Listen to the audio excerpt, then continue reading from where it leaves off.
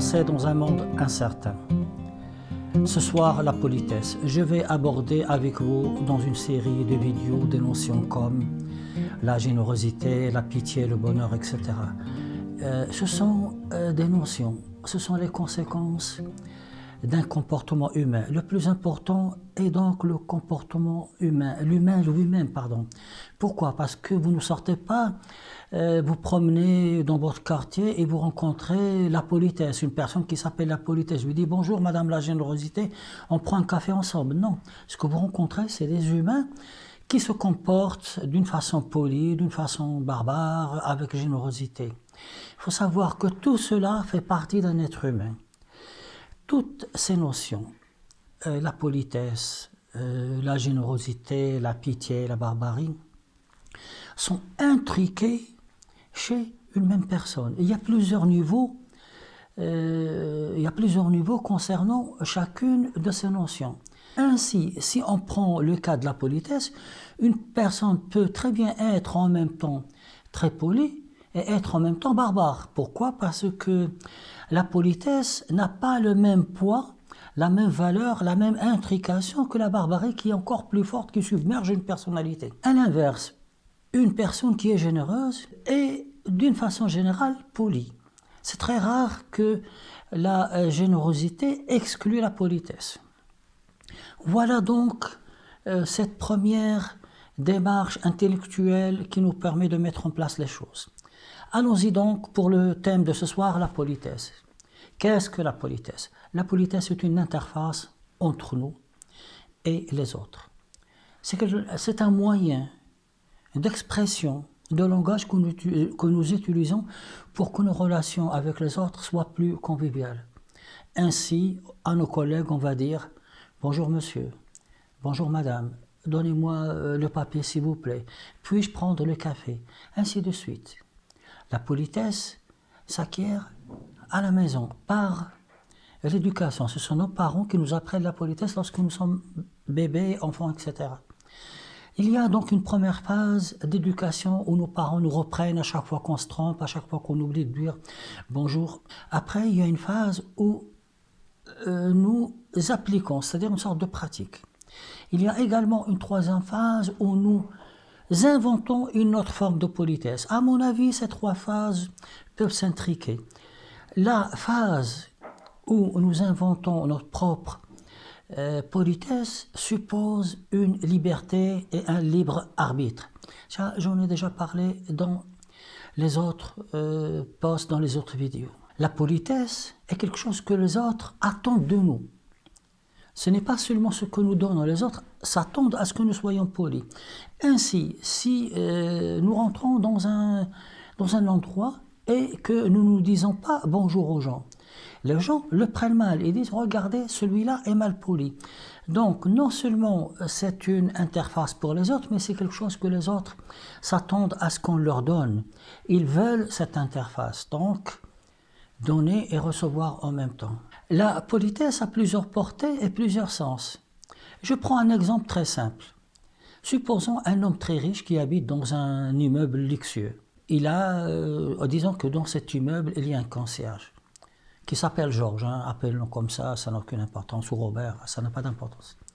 Il y a un monsieur riche qui descend et qui va dire à ce concierge « Bonjour Georges ». Qu'est-ce que cela peut signifier? Cela peut signifier que ce monsieur riche, en quelque sorte, c'est comme s'il disait à Georges « Voyez-vous Georges, vous n'êtes qu'un concierge et moi je suis riche et pourtant je me rapproche un peu de vous et je vous dis bonjour ». Voyez-vous, là, c'est pas qu'il ne met pas de barrière, c'est qu'il essaie, il y a une certaine, disons, générosité, une certaine condescendance de la part de ces riches vers cet homme qui est de moindre condition que lui. Il peut y avoir aussi également une part de gentillesse. Donc la politesse n'est pas seulement qu'un apparat, c'est quelque chose qui est actif, qui est là pour apaiser un peu certaines conditions sur certaines personnes. Bien sûr, ça ne va pas le nourrir, mais ça pourrait l'aider. Ça pourrait lui enlever certaines frustrations, certains complexes d'infériorité. Maintenant, nous allons imaginer exactement la même scène, avec la même parole. C'est-à-dire que le monsieur qui est riche descend, il dit au concierge « Bonjour Georges ». Cela pourrait avoir un autre sens. Cela pourrait avoir le sens suivant. « Oui Georges, si je suis poli avec vous, c'est pour mettre une barrière entre vous et moi. » La politesse pourrait avoir valeur d'éloignement. Si je suis poli avec vous, c'est pour que vous soyez au retour poli avec moi. Mais n'oubliez jamais que moi je suis riche et que vous êtes concierge. Voici donc un autre aspect de la politesse qui est un aspect de barrière. J'ai dit que la politesse n'excluait pas la barbarie. Pourquoi ? Parce que la politesse parfois n'a pas valeur de morale. J'ai dans une vidéo antérieure défini la morale comme étant le respect associé à une certaine dose de bonté ou de bienveillance. C'est à l'être humain, en fonction de son libre arbitre, de doser doser la part, d'ajuster exactement, si vous voulez, d'ajuster ce qui est du respect, de ce qui est de la bienveillance ou de la bonté. Ça suppose le libre arbitre et ça suppose une certaine intelligence. Donc la politesse n'a pas toujours valeur de morale. J'ai dit que dans la politesse, il y a une notion de barrière. Ainsi, si vous rencontrez quelqu'un, vous commencez par être poli. Pourquoi ? Parce que vous ne savez pas comment est cette personne. Est-ce qu'elle est bien, est-ce qu'elle est mauvaise, est-ce qu'elle est morale, amorale, etc. Pourquoi ? Parce que ce qu'elle va vous donner, c'est une interface, c'est la politesse.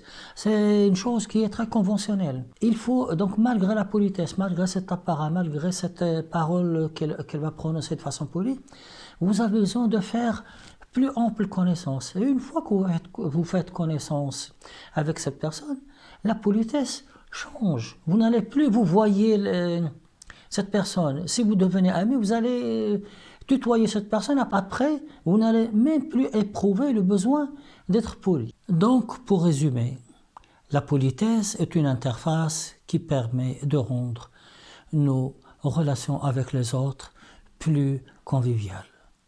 À titre personnel, je pense que la politesse peut avoir une très grande valeur morale. Ça dépend de nous, de la personne qui est polie. Et là, je fais appel à ce grand penseur qui est Victor Hugo et à son immense livre Les Misérables. Dans Les Misérables, Jean Valjean, après avoir passé 19 ans en prison, sort donc du bagne, arrive dans un village et il est hébergé par Monseigneur Myriel. Monseigneur Myriel sait très bien que Jean Valjean est un forçat, quelqu'un qui a fait de la prison. Et pourtant, à chaque fois, Monsieur Myriel, Monseigneur Myriel l'évêque, lui dit « Monsieur Jean Valjean ». Pour Victor Hugo, à chaque fois que Monseigneur Myriel utilise le mot « monsieur » quand il s'adresse à Jean Valjean, le forçat, c'est comme si on donnait un verre d'eau à un naufragé du Méduse. Et c'est très bien, c'est bien dit et c'est bien vu, Victor Hugo. Et là, nous sortons de la forme, de l'apparat, nous rentrons dans la valeur morale de la politesse. Je vous remercie. Vous avez constaté des petits défauts dans cette vidéo, comme je le dis à chaque fois. Le plus important pour moi est de vous délivrer un message. Le plus important également pour moi est que nous puissions porter un regard différent sur cette notion qui d'habitude sont du domaine du philosophe et de lui seul. Je ne suis pas philosophe, j'ai une autre formation et je vous remercie.